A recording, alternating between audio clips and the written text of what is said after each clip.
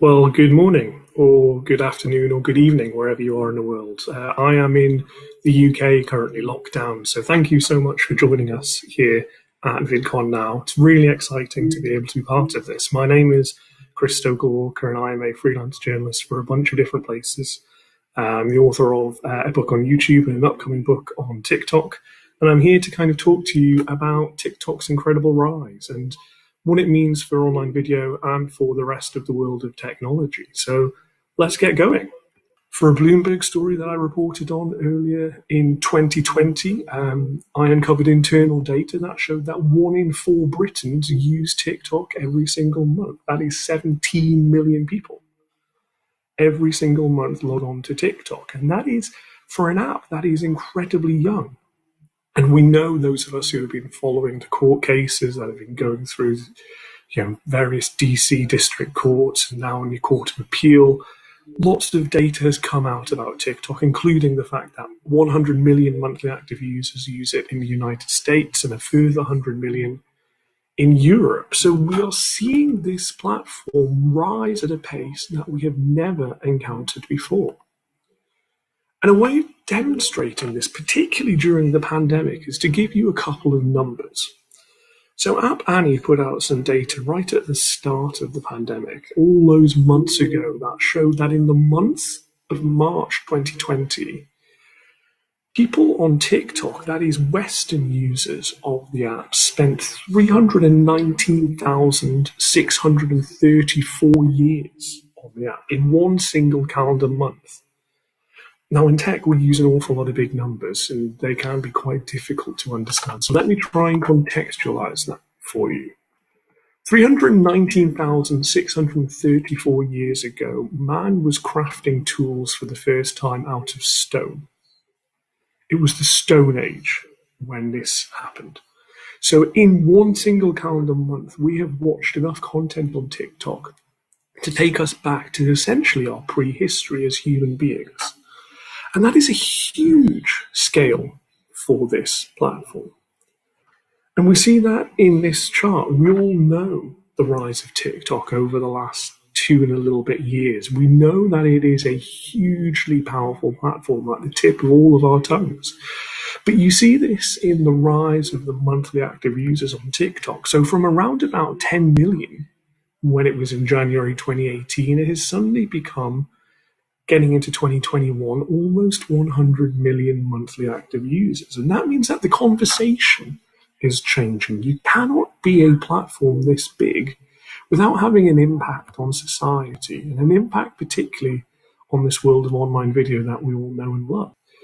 The shareability, the easy possibility of sharing content away from TikTok onto other platforms makes it far easier to grow. And there is a deliberate decision behind putting the watermark on every single video that is posted, because not in the case for you guys, because you're all VidCon audiences, you know what you're doing, but think about your parents, your grandparents, your aunts and your uncles, the friends that you encounter at the local store.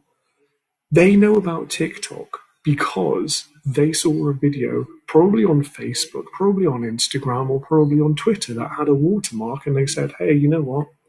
I'm going to try it out, download it and see what's happening there. So that is part of the growth of this. And to tell you another example of why I think TikTok is really having an impact, not only on online video in the world of technology, but also on the meaning of celebrity, I need to take you back to May 2019. I was at a conference here in the UK called Thinking Digital, and I was asked as part of my YouTube book promotion tour to talk about how YouTube had risen. And one of the slides that I presented was this one. And it kind of showed the maturity of YouTube as a platform, by then 14, 15 years old. And it was meant as an example of how YouTube has really changed from being this revolutionary force that was going to displace TV to actually becoming TV itself. Will Smith was a YouTuber then. He was the face of YouTube Rewind and got an awful lot of criticism for it. But if I updated this slide to today, then you would see a different story. Will Smith is a TikToker now. We know that he is one of the faces of TikTok, as is Gordon Ramsay, as are any number of other Hollywood and TV stars. The reason that they are doing that is because they know that that is where their audience is. They want to connect with them, and therefore TikTok once again has the power to shape, to mold, and to transform our media. So the visibility of content is part of the way that TikTok manages to do this. And we know that part of the way that it is changing video is that it is really giving birth to trends that live elsewhere. And it does that through sheer force of numbers. You only have to look at your For You page to recognize just how popular and how voluminous there is content on TikTok. So an estimated 5 million videos are posted every single hour, according to a TikTok deck that I managed to get hold of and shared with Business Insider. And we know from parliamentary testimony, the equivalent in the UK of senatorial comments or congressional hearings, that 1.6 million videos are posted every single day in the UK on TikTok. Now, that is a huge number. And it is through that TikTok is able to shape trends on social media, because the sheer number of videos, the amount of content that is posted there, means that it has a huge outsized impact on the rest of the social media environment. It is also changing technology, not just online video. Because I was asked to talk about how TikTok is changing online video, which we've discussed. It is making it far more rapid. It is developing far quicker. But also I was asked to talk about the wider geopolitical aspects and what that means for the future of technology. And TikTok here, as you might have guessed from the subtitle of my book, is a really interesting example. Up here on the left-hand side of the screen, on the right-hand side of the screen, you see some screenshots of Donald Trump's Facebook adverts against TikTok as part of his US presidential campaign run. Not really sure how that turned out, probably not that well. But what we're seeing is, in the rise of TikTok, a broader potential shift that could dictate the future of technology. And who really holds the power?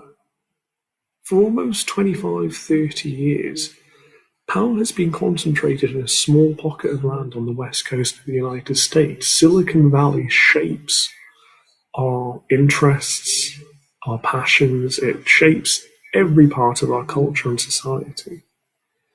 But what we're seeing for the first time with the rise of TikTok is the balance of power shifting eastwards.